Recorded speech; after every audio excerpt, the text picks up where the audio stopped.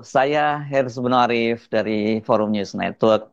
Mantan Gubernur DKI Jakarta Anies Rashid Baswedan didorong untuk melaporkan mantan Presiden Jokowi ke Barreskrim Mabes Polri dan Komnas HAM karena telah menyalahgunakan kekuasaan dengan melakukan kriminalisasi. Desakan dan dorongan itu disampaikan oleh ahli hukum keuangan negara Dr. Sumarjio menyusul pengakuan dari Sekjen PDIP Hasto Kristianto bahwa Jokowi itu memerintahkan KPK melakukan kriminalisasi terhadap Anies dalam pelaksanaan balap mobil listrik Formula E pada tahun 2022. Saya sudah sarankan Mas Anies untuk segera melapor ke Barreskrim Mabes Polri.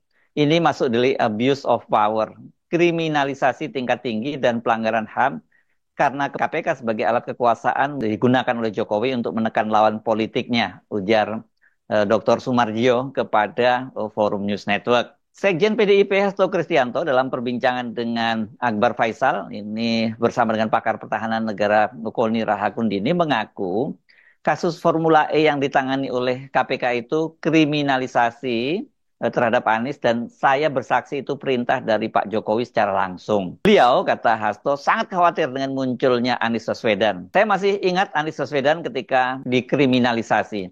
Pak Jokowi bicara dengan saya seperti apa? Beliau sangat khawatir terhadap munculnya Anies Baswedan. Hasto menegaskan aparat penegak hukum di bawah kekuasaan dan kendali Jokowi. Hasto juga menyebutkan beberapa kader PDIP itu mendapat tekanan politik dari Jokowi dengan menggunakan KPK sebagai instrumen kekuasaannya. Pernyataan Hasto ini sesungguhnya tidak terlalu mengejutkan, ya, bahwa kecurigaan publik adanya kepentingan dan permainan Jokowi menggunakan berbagai instrumen kekuasaan termasuk KPK untuk menghambat pencapresan Anies ini kan sudah menjadi rahasia umum, ya.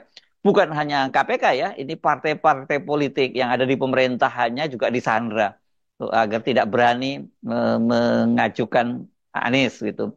Tapi untung pada waktu itu ada yang nekat, yakni Partai Ketua Umum Partai Nasdem Surya Paloh yang mencalonkan Anies Baswedan sebagai calon presiden. Tapi risikonya yang ditanggung oleh Surya Paloh itu juga sangat berat karena bisnisnya itu ya dihabisi oleh Jokowi. Walaupun bukan hal yang baru, pernyataan Hasto ini bisa menjadi bukti kuat adanya campur tangan Jokowi. Hasto dalam konteks saat peristiwa tersebut terjadi adalah orang dalam pemerintahan. Jokowi adalah kader PDIP dan diusung oleh PDIP sebagai presiden selama 2 periode. Jadi kalau Hasto mengaku Jokowi berbicara langsung kepadanya dan Hasto berani menyatakan bahwa dia bersaksi, ini tidak boleh diabaikan apalagi dianggap mengada-ada. Karena konsekuensinya juga sangat berat. Ini bisa aja kesaksian palsu dan Jokowi bisa menuntut balik kalau itu tidak terjadi, ya. Apa yang dilakukan oleh Hasto ini mengingatkan kita pada skandal Watergate, meskipun konteksnya berbeda. Jadi pengakuan Hasto ini adalah pengakuan orang dalam, gitu ya. Kalau menggunakan Watergate ini semacam deep throats, gitu ya. Dan ya kalau orang dalam ya berarti pengakuannya itu sahih gitu. Tapi kalau di Amerika kan itu kemudian menjadi skandal dan kemudian Presiden Richard Nixon itu kemudian jatuh karena skandal itu. Karena dia memata-matai markas besar Partai Demokrat, lawan politiknya. Tapi kalau di Indonesia kita masih perlu uji ini apakah ini nanti juga bisa digunakan untuk membongkar kejahatan-kejahatan dari Presiden Jokowi di masa lalu ketika dia sedang berkuasa. Upaya kriminalisasi terhadap Anies dalam gelaran Formula E tersebut itu sempat mengundang kehebohan.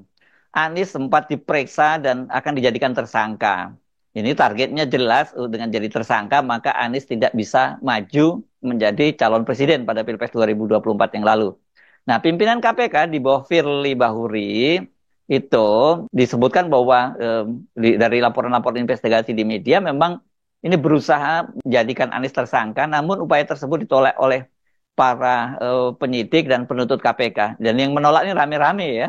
Firly dan 2 pimpinan KPK lainnya waktu itu yang disebut adalah Alexander Marwata dan Johanis Tanak itu disebut-sebut ingin memaksakan mentersangkakan Anies.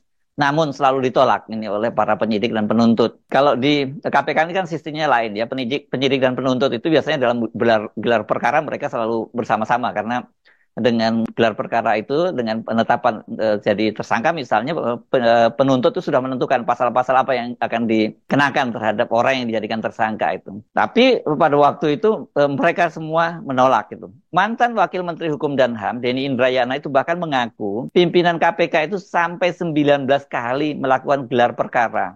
Ini untuk meningkatkan status dari penyelidikan ke penyidikan dan menjadikan Anies sebagai tersangka. Namun selalu mentok. Ini para penyidik dan para penuntut di KPK itu menyatakan bahwa ini mereka belum menemukan alat bukti yang cukup kuat untuk menjadikan Anies sebagai tersangka.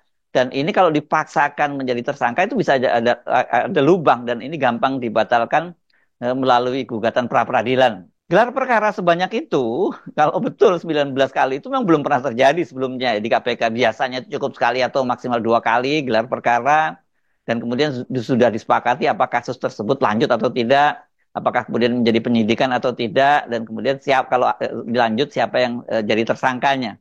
Namun juru bicara dan pimpinan KPK membantah adanya gelar perkara sampai 19 kali itu. Dua orang pimpinan KPK, Alex Marwata dan Johannes Tana, itu juga mengakui bahwa mereka menemui pimpinan BPK, Badan Pemeriksa Keuangan, untuk melakukan audit investigasi sebagai dasar penetapan status Anies sebagai tersangka. Namun permintaan itu pada waktu itu ditolak. Tekanan dari para pimpinan KPK kepada penyidik dan penuntut itu membuat beberapa penyidik dan penuntut minta dikembalikan ke instansi asalnya, yakni Mabes Polri dan Kejaksaan. Namun di luar itu, secara mengejutkan, pimpinan KPK, Firly Bahuri, ternyata itu mengembalikan dua perwira tinggi Polri ke Mabes Polri, yakni Deputi Penindakan Irjen Pol Karyoto dan Brigjen Endar Priantoro. Ini Direktur Penyidikan. Bersamaan dengan itu, Direktur Penuntutan Fitroh Roh Cahyanto juga kembali ke Kejaksaan Agung. Kejaksaan Agung membantah Fitroh mengundurkan diri, tapi katanya masa penugasannya itu sudah habis. Waktu itu dibantah seperti itu, tapi banyak yang percaya dengan bantahan itu. Menariknya sekarang Fitroh ini akan segera kembali lagi ke KPK, namun posisinya naik tinggi, naik 2